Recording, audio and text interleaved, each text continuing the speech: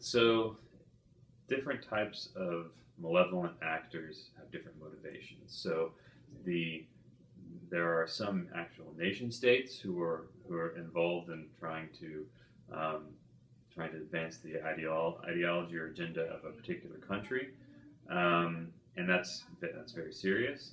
But fortunately, those kinds of actors usually aren't interested in your SMU account.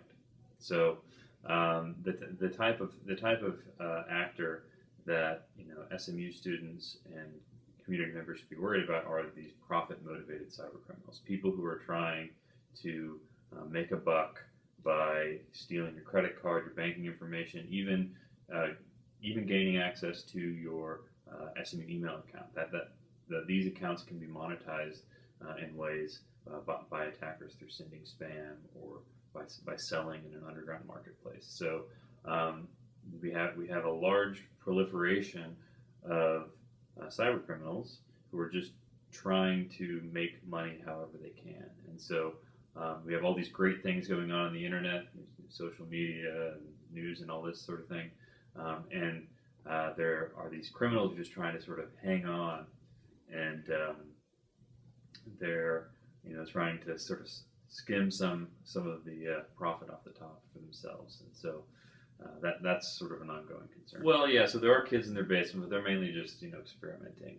The thing about cybercrime is that the internet affords some opportunities to criminals that they didn't previously have. So when you think about robbing a physical bank, there are limitations, right? So you actually have to go there physically, and so the attacks are very geographically distributed, or geographically limited, I should say. There's only so many bank branches to hold up, and the bank branches themselves have taken steps to sort of limit how much can be emptied out of one bank branch.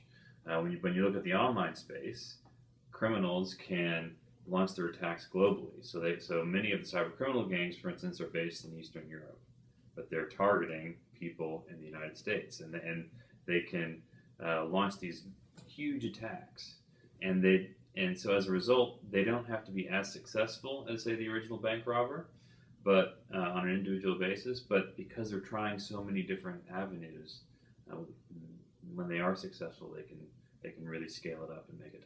The only mitigating factor I would say is it's scary, but the good news is that as consumers in the U.S., we have a lot of protections in place, and so when bad things do happen, that it's not going to be on you as the consumer. It's up to your bank to actually to fight these things, and that's for good reason, because they are in a much better position to observe the threats and actually kind of take counteractive steps. So that's the one silver lining.